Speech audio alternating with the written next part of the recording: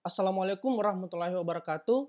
Jadi di video pembelajaran kali ini, saya Muhammad Amr Abu Baraka sebagai tim instruktur desain engineer akan menjelaskan kepada teman-teman semua tentang simbol-simbol gambar teknik. Jadi di sini saya akan menjelaskan kepada teman-teman semua apa saja macam-macam simbol yang ada di dalam gambar teknik dan bagaimana cara membaca simbol yang ada di dalam gambar teknik. Oleh karena itu, mari kita masuk ke dalam materinya.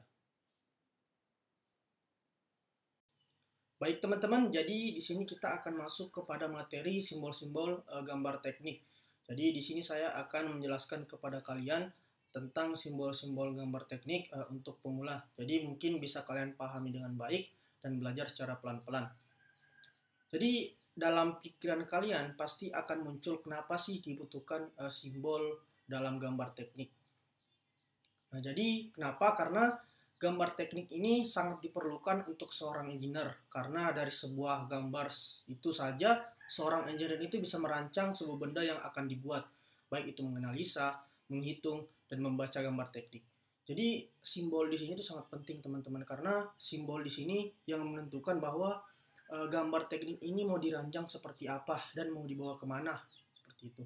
Jadi dengan adanya simbol seorang engineer dapat memahami kalau gambarnya ini akan digunakan untuk fungsi seperti ini.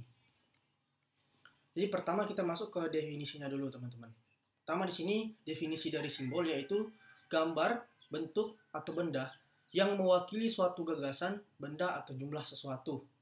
Di mana fungsinya untuk menyatakan dan meningkat keterangan dalam bentuk gambar. Jadi dengan adanya simbol, semua kalimat-kalimat atau keterangan-keterangan yang panjang itu bisa disingkat menggunakan simbol teman-teman. Jadi tidak usah lagi menulis dalam gambar teknik keterangannya itu terlalu panjang. Kita bisa menggunakan simbol untuk gambar teknik. Jadi kita masuk kepada simbol-simbol gambar teknik. Jadi yang pertama di sini ada diameter teman-teman. Jadi sini kalian bisa lihat ya. Bentar. Nah, di sini kalian bisa lihat. Di mana di sini yang pertama ada yang namanya diameter, di mana memiliki simbol lingkaran di garis miring. Seperti yang kalian lihat di sini, memiliki simbol lingkaran yang di garis miring, teman-teman. Dan memiliki dua metode di samping. Jadi kalian bisa gunakan ini ataupun ini sama saja. Jadi cara bacanya, lingkaran ini memiliki diameter sebesar 10 mm. Ini juga sama, teman-teman. Jadi kita tidak perlu lagi menulis diameter 10, kan terlalu panjang ya. Kita hanya perlu menuliskan simbolnya saja dengan lingkaran yang di garis miring. Seperti itu. Nah ini contohnya, kalian bisa lihat di sini. Di sini yang pertama ada 2 kali diameter 7. Kenapa 2 kali? Karena di sini ada lingkaran 2 teman-teman. Jadi untuk menyingkat juga agar tidak terlalu banyak garis atau angka, makanya kita bisa singkat 2 kali diameter 7. Artinya ada 2 lubang yang masing-masing diameter 7 mm. Jadi ini 7 mm, ini juga 7 mm. Begitupun yang di bawah teman-teman. Lingkaran ini memiliki diameter 30 mm dan yang satunya memiliki diameter 10 mm. Selanjutnya ada yang namanya radius atau jari-jari sebuah lingkaran. Jadi radius itu biasa disebut juga dengan jari-jari ya teman-teman. Di mana simbolnya itu R, radius atau jari-jari. Dan dapat digunakan pada sisi cembung maupun cekung. Seperti yang kalian lihat di sini. Ini artinya lingkaran ini memiliki jari-jari 5 mm. Begitupun sebaliknya yang ini teman-teman. Meskipun lingkarannya full, kita bisa mengetahui jari-jarinya. Jadi jari-jari yang di sini itu 5 mm. Dengan adanya jari-jari, otomatis kita bisa mengetahui berapa diameternya. Jadi artinya lingkaran ini memiliki diameter 10 mm dengan jari-jari masing-masing itu 5 mm. Ini 5 mm, ini 5 mm dengan diameter masing-masing 10 dan 10. Nah, seperti yang kalian lihat di sini. Jadi sisi ini itu memiliki ukuran radius 10 mm. Seperti itu teman-teman. Jadi untuk yang sisi-sisi seperti ini, sisi cekung atau cembung, itu kita bisa tahu ukurannya berdasarkan simbolnya. Nah, contoh seperti ini juga. Ini merupakan sisi cekung dan ini merupakan sisi cembung. Di mana ini memiliki jari-jari 14 mm, teman-teman. ini memiliki jari-jari atau radius 7 mm. Sisi ini memiliki radius 14 mm dan yang ini itu 80 mm. Seperti itu teman-teman untuk membaca simbol radius. Selanjutnya ada yang namanya penunjukan bujur sangkar, di mana simbol kotak seperti gambar di samping, kalian bisa lihat simbol ini, yang menunjukkan bahwa benda kerjanya itu berbentuk bujur sangkar. Nah ini. Jadi artinya benda kerja ini berbentuk bujur sangkar dengan ukuran 10 mm seperti itu. Nah ini contohnya teman-teman. Jadi jika ada simbol kotak seperti ini, itu artinya benda kerjanya itu berbentuk bujur sangkar. Dan bisa digunakan pada persegi panjang teman-teman. Tidak harus bujur sangkar juga. Ini artinya sisinya ini memiliki 40 mm ukuran. Ini juga sama 60 mm. Kemudian lanjut ada yang namanya penunjukan chamfer, di mana simbolnya itu C, artinya chamfer. Jadi biasanya tujuan pembuatan chamfer ini itu agar bagian tepi dari sebuah produk yang tidak tajam. Jadi chamfer ini digunakan agar sisi bagian produk itu tidak tajam teman-teman, dan tidak membahayakan apabila benda kerja itu sudah dibuat. Jadi kita juga harus memprioritaskan safety ya. Jadi tidak hanya membuat asal buat, tapi juga harus memikirkan apakah benda kerja ini safety atau tidak. Nah, chamfer ini biasanya juga digunakan untuk memodifikasi struktur sudut seperti ini teman-teman. Jadi kita bisa tahu bahwa panjang dari titik ini sampai ke sini itu 2 mm. Seperti itu. Nah, ini contohnya. Jadi contoh ada sebuah benda kerja berbentuk pejal seperti ini, di mana ujung sisi itu kan pasti tajam ya teman-teman. Makanya digunakanlah chamfer untuk menghindari adanya bahaya dari benda kerja. Jadi ini kan terlalu kecil, jadi saya besarkan, kalian bisa lihat di sini. Jadi chamfernya ini artinya memiliki chamfer dengan ukuran 2 mm. Jadi sisi depan, ini sisi miring ini itu memiliki panjang 2 mm teman-teman. Ada juga yang namanya penunjukan ketebalan dengan simbol T yang artinya ketebalan benda kerja. Jadi jika kalian melihat sebuah gambar teknik yang hanya berbentuk seperti ini teman-teman. Kalau seperti ini kan kita tidak mengetahui berapa ketebalannya. Nah biasanya tertulis T10 seperti yang kalian lihat di sini. Artinya benda kerja ini itu memiliki ketebalan 10 mm teman-teman. Nah, ini seperti ini contohnya. Jadi, benda kerja ini memiliki lebar 28 mm dengan panjang 300 mm dan ketebalan 15 mm seperti itu. Selanjutnya ada yang namanya penunjukan radius bola dan diameter bola. Yang pertama kita masuk ke radius bola dulu ya teman-teman. Jadi, bola R artinya S itu bola dan R itu radius atau radius bola. Kalian lihat di sini. Jadi artinya bola ini memiliki radius 20 mm. Sama halnya dengan yang ini teman-teman. Jadi sisi ini itu memiliki radius 5 mm. Nah, untuk diameter bola itu lambangnya seperti ini atau simbolnya seperti ini teman-teman.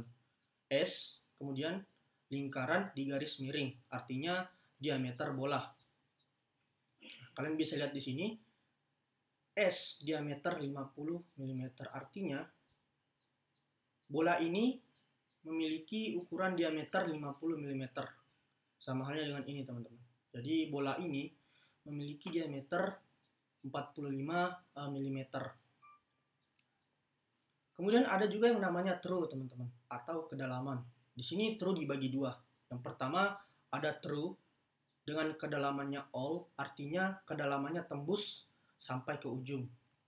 Dan juga ada yang namanya true, di mana ukurannya itu sesuai angka ukuran kedalamannya. Jadi ada batas tertentu kedalaman dari sebuah ukuran itu berapa. Seperti itu. Dan biasanya disimbolkan seperti ini. Jadi artinya ini merupakan arah proyeksi yang melambangkan bahwa lubang ini dilubangi ke arah mana? Ke arah bawah, atas, kiri, atau kanan. Nah, seperti yang kalian lihat di sini, ini adalah salah satu contohnya. Jadi, kita bisa membaca 4 kali diameter 14 true 10 mm, 4 kali diameter 9 true. Artinya, kalau 4 kali kalian sudah tahu ya, di mana di sini ada 4 lubang. Nah, 4 kali di sini ada 2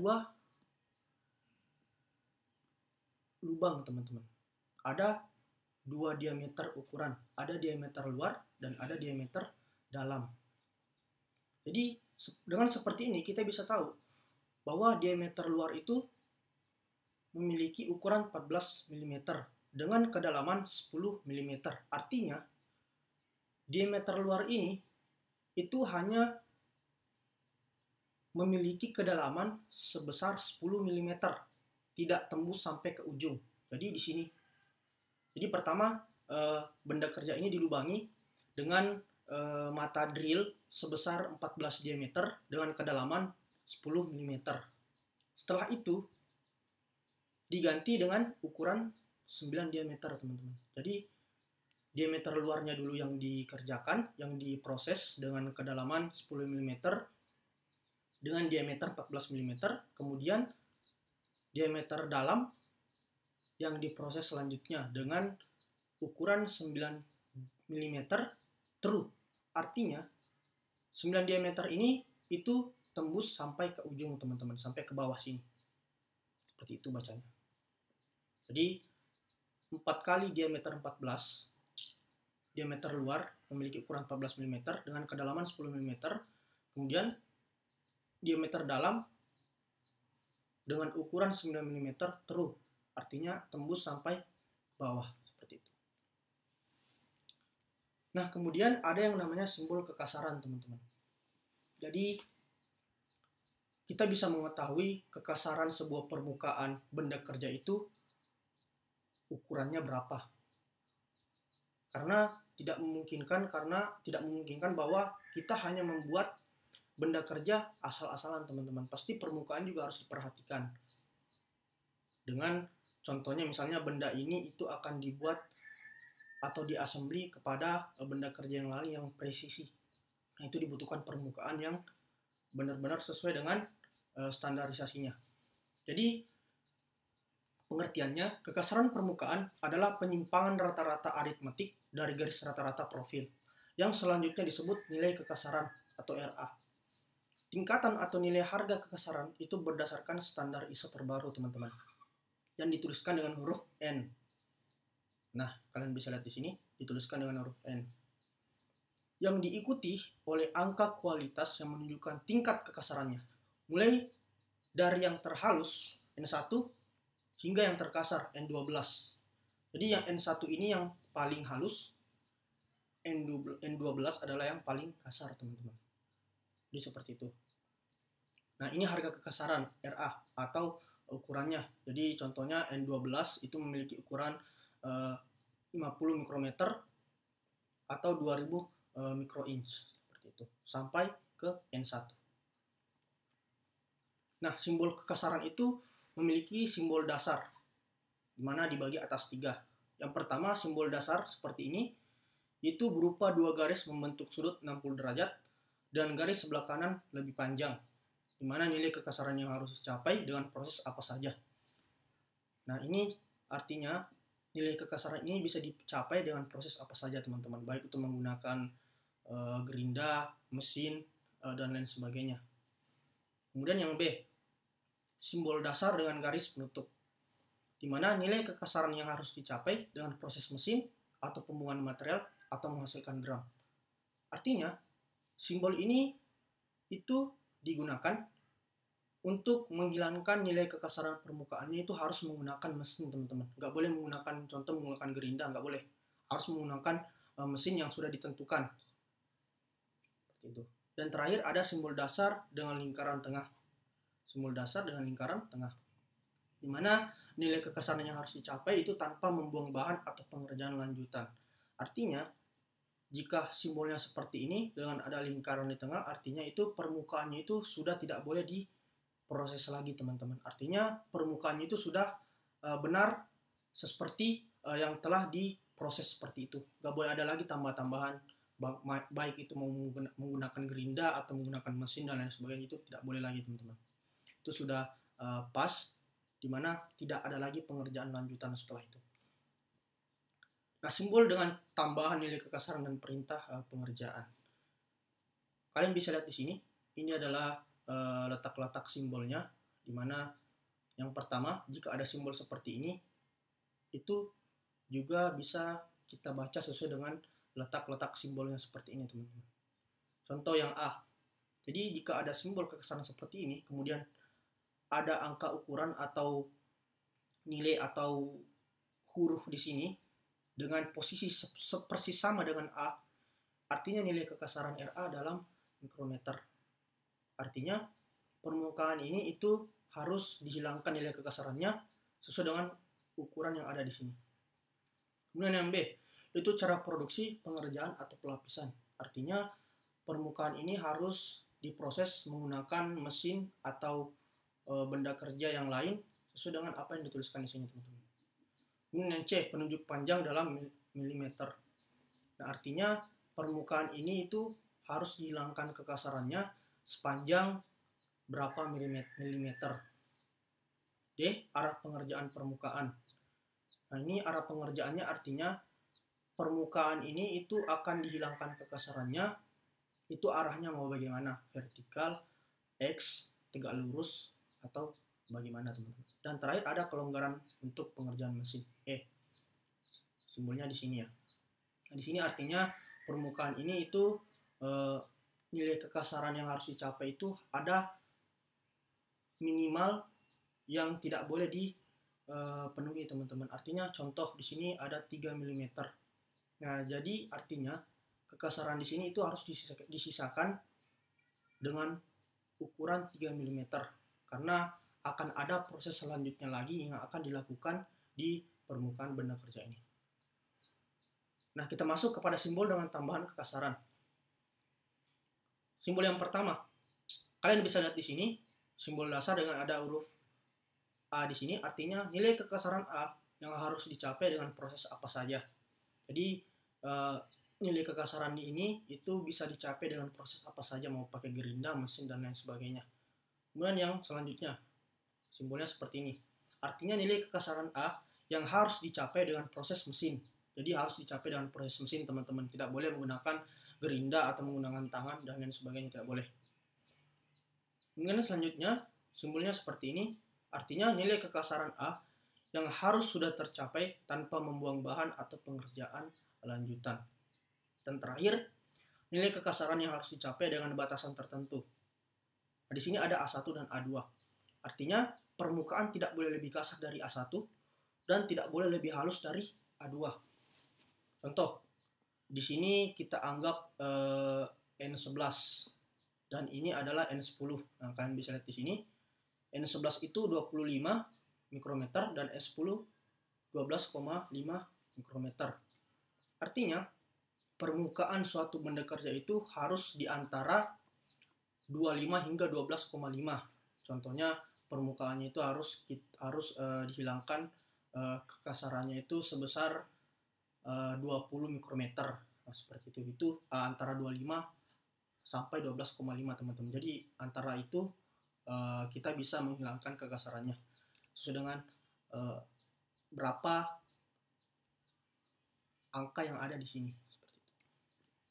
Nah, untuk mengetahui kekasaran sebuah benda kerja itu berapa, itu ada alat ukur khususnya, teman-teman. Namanya Surface Roughness Tester atau alat pengukur tingkat kekasaran permukaan. Nah, biasanya alat ukur ini itu hanya seperti ini, teman-teman. Hanya ditempel atau disimpan di permukaan benda kerja. Otomatis di layarnya ini itu akan ada berapa kekasaran dari benda kerja tersebut. Nah, disitulah kita bisa mengetahui bahwa permukaan ini harus dihilangkan sebanyak berapa mikrometer. Kemudian lanjut, di sini adalah simbol-simbol dengan angka ukuran masing-masing. Contoh yang pertama, ini adalah simbol seperti ini, kemudian di atas ada device teman-teman. Ini device ya, maaf kalau terlalu kecil. Artinya permukaan itu harus dikerjakan dengan mesin tertentu. Jadi permukaan ini itu harus dikerjakan dengan mesin yang ada tertulis di sini teman-teman. Jadi artinya permukaan ini harus dikerjakan menggunakan mesin Fries. Karena di sini tertulis device. Nah, mesinnya itu seperti ini teman-teman. Kalian bisa lihat. Jadi biasanya benda kerja itu akan dijepit oleh klem seperti ini. Nah, ini akan bergerak untuk menghilangkan permukaannya sesuai dengan angka ukuran yang dibutuhkan. Dan tidak boleh dikerjakan secara manual, teman-teman. Memang harus menggunakan mesin sesuai dengan perintah dari simbolnya sendiri. Lanjut. Nah, seperti ini. Jika ada simbol seperti ini, kemudian di depannya ada angka 0,3 mm, artinya kelebihan ukuran yang harus diberikan pada permukaan. Misalnya harus diberikan kelebihan ukuran sebesar 0,3 mm. Jadi permukaan benda kerja itu harus memiliki kekesaran yang lebih sesuai dengan angka yang tercantum di, nah seperti ini teman-teman. Contoh, ini adalah gambar teknik ya. Nah, permukaan ini itu harus dilebihkan kekasarannya 0,3 mm. Jadi ini. Kenapa? Karena akan ada proses selanjutnya untuk memproses permukaan benda ini, teman-teman. Seperti itu. Contoh, kita sisakan 0,3 mm. Berarti akan ada proses selanjutnya lagi untuk menghilangkan 0,3 mm itu. Baik itu menggunakan mesin yang lebih presisi atau menggunakan mesin yang canggih yang benar-benar harus memuaskan pelanggan dari yang menyediakan benda kerjanya itu, yang menyediakan gambar tekniknya, teman-teman, seperti itu. Di simpelnya permukaan benda kerja itu harus memiliki kekesaran yang lebih dengan angka 0,3 mm. Gitu, teman. Kemudian lanjut. Jadi jika ada simbol seperti ini, angka kekasaran, simbol kekasaran, kemudian ada lambang tegak lurus di sebelahnya. Ini teman-teman sebelah kanan.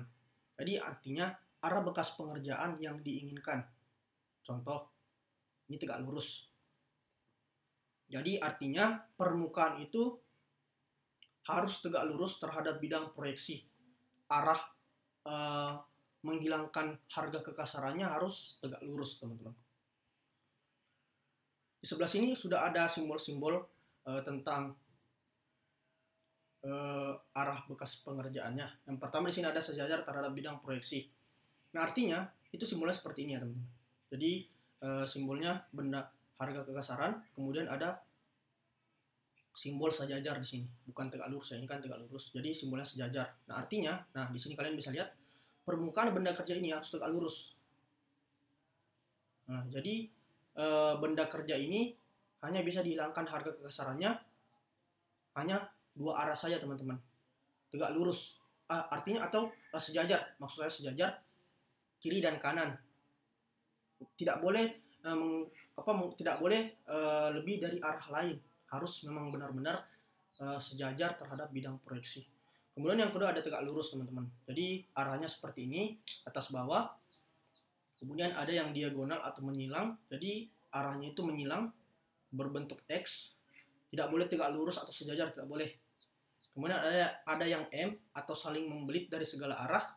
Nah, seperti ini teman-teman. Biasanya kita bisa, kalau kalian pernah melihat ini ya, keramik yang di lantai ya. Biasanya permukaannya itu kan ada ada sesuatu yang timbul-timbul gitu, teman-teman. Nah, itulah arah proyeksinya yang digunakan untuk lebih meningkatkan kualitas dari keramik itu.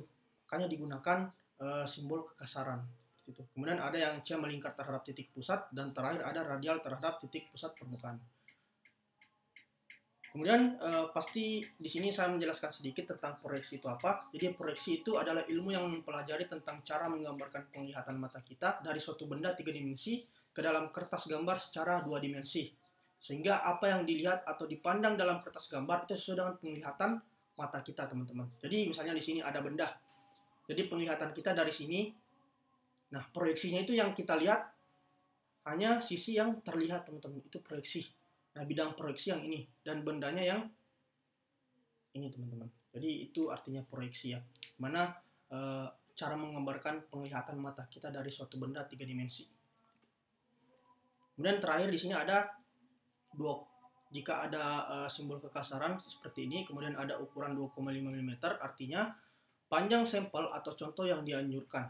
Jadi misalnya 2,5 mm, artinya panjang kekasaran yang harus dipenuhi itu 2,5 mm dengan menggunakan mesin tertentu. Jadi permukaannya itu hanya bisa dihilangkan kekasarannya sepanjang 2,5 mm, teman-teman.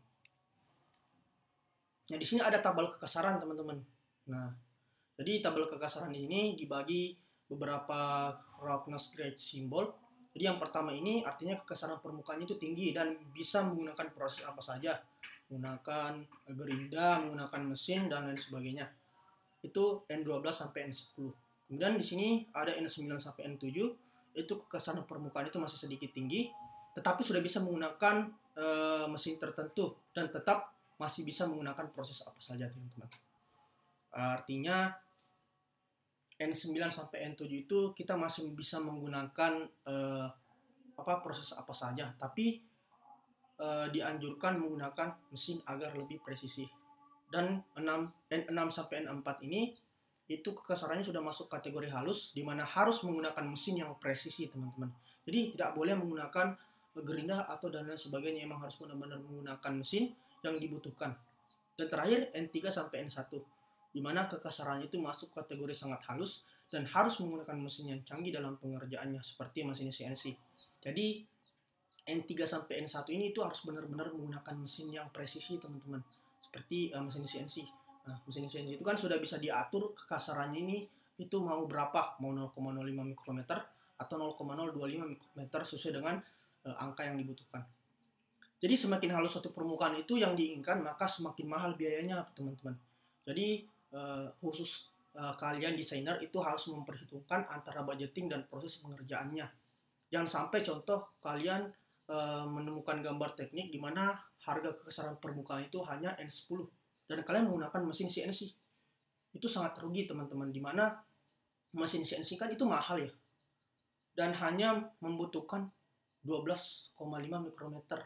Kita bisa menggunakan gerinda yang lain atau menggunakan mesin yang tidak terlalu mahal seperti mesin CNC. Nah, begitu. Kalau memang benar-benar N1, simbolnya N1 dengan angka ukuran 0,025 mikrometer baru menggunakan mesin CNC, teman-teman. Tapi kalau cuma N10, N9 atau N12, menurut saya itu kalian harus pintar juga dalam memproses suatu permukaan kekasaran. Baik, mungkin itu yang bisa saya sampaikan tentang simbol-simbol gambar teknik. Jadi semoga dengan materi simbol-simbol gambar teknik ini teman-teman bisa memahami dengan baik simbol-simbol apa saja yang biasa kita temukan di gambar teknik. Jadi ini khusus untuk pemula ya, teman-teman. Jadi teman-teman bisa belajar lagi, belajar mandiri tentang simbol-simbol gambar teknik. Itulah beberapa penjelasan mengenai simbol-simbol gambar teknik mesin, teman-teman. Jadi saya harap teman-teman bisa belajar tentang simbol-simbol gambar teknik serta mengetahui bagaimana cara membaca sebuah simbol yang ada di dalam gambar teknik. Mungkin itu saja yang sempat saya jelaskan. Saya Muhammad Amr Al-Mubarakah sebagai tim instruktur desain engineer. Mohon pamit undur diri dan sampai berjumpa di video pembelajaran selanjutnya.